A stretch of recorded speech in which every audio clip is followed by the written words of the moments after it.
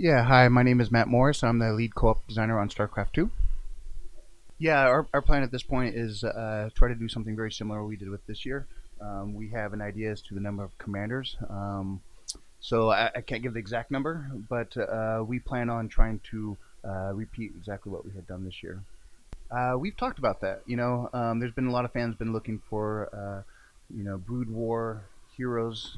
We do have Alexei Stukov here at the Gamescom. We know he was originally from Brood War. We saw him later in Heart of the Swarm as an ally with Kerrigan. So we're excited to go back there. But yeah, Tastar comes up.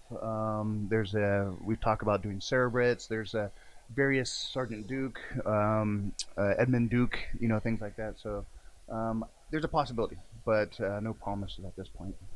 Well, his background is UED. He came from the United Earth Directorate, and then when he came to Heart of the Swarm, I think we never really officially said, but because he's working with Kerrigan, he's kind of with the Swarm, so to speak. But he's kind of independent. I mean, he's not really answering to Kerrigan. He's kind of his own thing, but he's got his own motivations. He doesn't, much like Kerrigan, didn't really embrace the idea of having to change into who she was. Stukov is very similar. These things were done to him. He has a lot of hatred towards Arcturus Minx and all that, the bad Dominion, and all that testing. So he's definitely with Kerrigan on that. The infested bunker that it looks like a Terran bunker, but then you could uproot it and it turns into like this creature. There's infested units inside it that can shoot while he's moving around. The bunker itself attacks. Where the idea came from, I believe it was an artist back when we were starting to do a lot of concept stuff for Heart of the Swarm. It was a unit that was kind of kicked around, but we ended up not using it back then. And then as we started looking at Stukov now, that idea kind of came back, and so they kind of cleaned it up, and that's what we're seeing now. So it's really cool to see him with Stukov. We saw the first time we saw Infested Siege Tank. We saw this actually in the Nova Covert Ops. I want to say it was the fifth mission where it was very similar miner. I think it was Jarbin Minor was the planet where there was all the Terrazine gas and those gas whales and all that. We actually saw infested tanks there. David Sum, who's kind of like runs the whole commander design, he just wanted to push it a little bit further. He thought it'd be kind of cool if these tanks could move and the tentacles could attack at the same time. Came up with the idea that your own infested units, when they come by, those tanks will grab them as ammo and fling them out at the enemy. So it's really cool. Yeah, so one of the cool ideas that we came up with, Stukov, is a bit of this automated army. So it's very macro friendly. You start off with an infested civilian structure, and it'll just generate infested civilians, and they'll run off into the battlefield and they do melee damage. But then you have your barracks, and so you could start building infested marines. If you get your factory, we have these infested diamondbacks that actually have like this an ensnare ability, so they'll pull air units down to the ground so they can do damage to them. We have the infested liberators are really cool. One of the two cool abilities that Stukov has is on the top bar. He could summon an Apocalypse, which is a giant ultralisk, but he's kind of warped a little bit. He's got a lot of Terran armor, and he's got this missile pack on his back, so he could shoot at air, kind of like a Thor. And then if you guys remember from Brood War, the battle cruiser that Stukov was seen going around was the Alexandria, and he could actually pull that back in, and it's this infested version, and it does a lot of good stuff. So you guys will have to check it out in the game. No, we don't have an insight as to what co-op is. We're really enjoying the fans really playing this game. We want to continue to make content for them. We have a big plan for 2017 with additional commanders, additional missions. We have a new system coming out with co-op leaderboards, which allow players to actually generate a score based on playing these missions, so they can kind of look at themselves and see how they compare to their friends or other regions.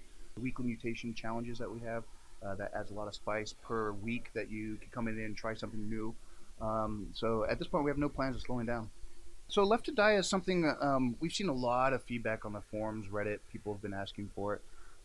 My opinion is the reason why people are asking for it is because it was Blizzard's very first cooperative map. This is something we published for Arcade after Wings of Liberty, where two players were working together. And so once co-op mode came on board, it made it a lot of sense for players wanting to see that mission. They wanted to see how that feels with their commanders. And so it's something we've been wanting to do for a while, and it just now finally fit that we've actually been working on it. We're getting pretty close to releasing it. It should come out, early 2017. We changed the name mostly because that map already exists. We didn't want to confuse people. We've made some changes because co-op is different. So, but we want to keep all the same flair. Where we have the day-night cycle. That the infested come out at nighttime and really overwhelm you. Even with all the power the commanders have, these infested really will push these commanders. So we're really excited to see what people do with this. There's still some details we need to work out with the co-op leaderboards, but they will be seasonal. We want to make sure that the leaderboard stays fresh. Right now, we've been talking about how to reward the players that have done really well. I would love to see more collaboration. Maybe we could do something with guilds or some friendly competition. Like I said, we're still early on it. We're looking at mid 2017. So if you guys have any suggestions or ideas, we're definitely open for it. Well, Stukov has some of the flavors, so he will reference the UED and a little bit of his history. Beyond that, we haven't jumped deep into that. I would say UED is something that the development team has talked about. Even when we went to Legacy of the Void, we talked about Terran factions who the Protoss are fighting. It didn't make sense that Artanis would fight Raynor or the Dominion now that Valerian's there. So UED he's around. The UED is around somewhere, we believe. Maybe they're not. Maybe they've been totally gone. But it is something we talk internally about trying to bring back. That would be pretty interesting. Campaigns in general, it's its own form of progression, right? We're telling a narrative story, a narrative event for players, and we build a lot of these mechanics to make that narrative event a lot of fun. We have a tendency on the design side to unlock technology built to solve that puzzle of that mission. I would suspect that in a campaign, a deep mind like Google, as far as what their aspirations of what that AI will do, might make the campaign really challenging, but maybe that's something for a higher difficulty. I can't really speculate too much as to the end goal for DeepMind. I think this is an exciting project that Blizzard is doing with the DeepMind group and trying to open up the platform for a lot of AI research development is really exciting. That could be pretty interesting. One of the things that we always talk in development, StarCraft2 is a difficult game. We've seen a lot of people come in and they love the campaign, but then they shy away with the competitiveness. Co-op, I think, has been a really positive bridge for players to come in and play the game and not feel too threatened, mostly because it's versus AI. We've talked about how to do a tutorial or doing something to get more players to feel comfortable playing StarCraft2. We have talked about in the past of some kind of maybe scripted AI to be a partner so the player could understand like, oh, this is what they're supposed to do. Potentially, that would be really interesting as far as seeing an AI getting to a point where it's actually teaching humans how to play the game would be really impressive. I would probably win on their very first version, but as it gets better, I probably will not be able to beat them. I say I'm not that good. There's a lot of guys in my company who are much better.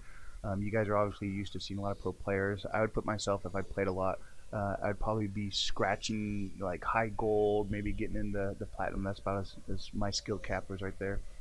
I want to thank all the fans out there in StarCraft2 out there in Korea. You guys are amazing, competitive 1v1 players.